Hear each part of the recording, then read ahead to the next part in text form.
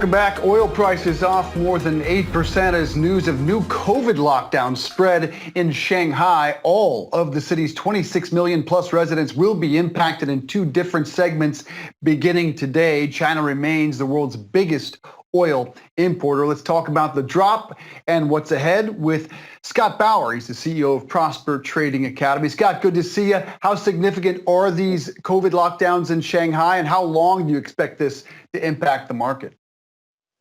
So, first off, let's talk about its significance for hopefully holding the spread of COVID, any worse than it is right now. That is significant. How significant is it for the oil market?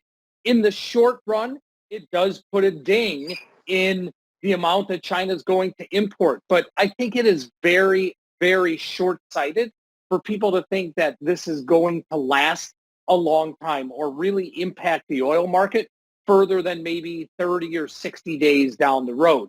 We've been in this situation before. We've seen what has happened before.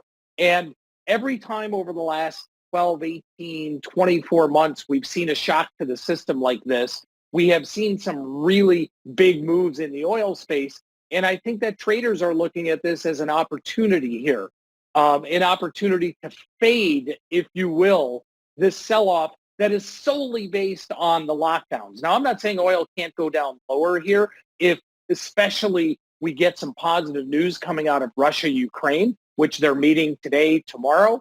But in terms of just the lockdowns, I think this sell-off is a bit overdone.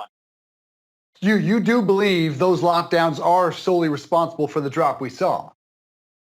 I think it's a combination, actually, because of that and the news of Russia and Ukraine meeting once again at high-level talk.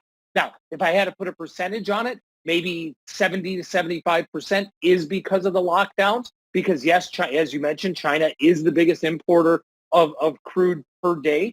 They use around 15 million barrels per day, of which they import about 10 million barrels per day. But again, I think that it's going to be very, very short-lived. I really do. Do you expect any change in strategy from OPEC later this month?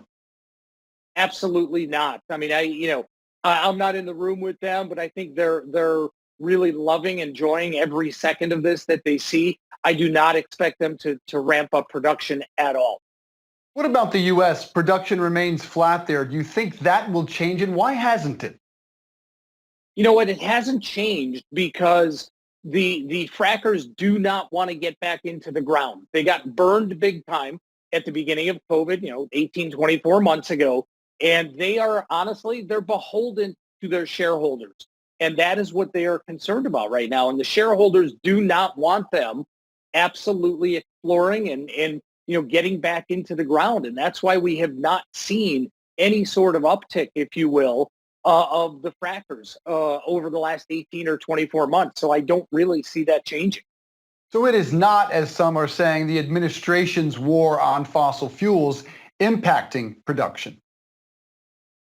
Some will say that, and I do not want to get political about this, but the bottom line is these big corporations do not want to start drilling again. They absolutely don't. At some point, listen, if the price of oil sustains at above $100 a barrel, they may have to. Then they may see a turn of events. Their shareholders may say, you know what, let's start getting back into it. But for right now, they absolutely 100% do not want to. So let's talk about the price of U.S. gas. Slipped a bit, $4.25, 8 cents off the record from earlier this month. How long do you think gas prices stay that way? And will some of the moves we've seen, Maryland and Georgia suspending the gas tax, California Governor Gavin Newsom has a proposal to have debit cards, $400 per registered car. How will those impact prices and demand, quite frankly? It's probably not going to impact demand. I don't know that we've seen any impact yet. I mean, people are talking about, gasoline is so expensive, I've got to think of alternate ways to get around. But that has not really come out in any of the statistics yet. The thing that concerns me most is we're coming up to the busiest, demand, the peak demand of the year coming up to summertime here. So if the situation in Russia, Ukraine remains like this, oil prices are going to remain probably 100 plus. And prices at the pump will stay like this and maybe even tick higher. But again, if we start to see, and we all pray that this happens, if we start to see some drawdown of Russian troops and maybe some calming of what's going on there, we could see a pretty precipitous drop at the pump. But just keep in mind, demand's not going away anywhere, at least not here in the U.S. How high do you think gas prices could go? If the tensions stay like this, I think we could see $5 a gallon easily in peak demand by Memorial Day. But again, to me, it's not what happens in China. It really is all central around what is happening in Russia, Ukraine. All right, Scott Bauer, CEO of Prosper Trading Academy. Appreciate you being here, Scott. Thank you.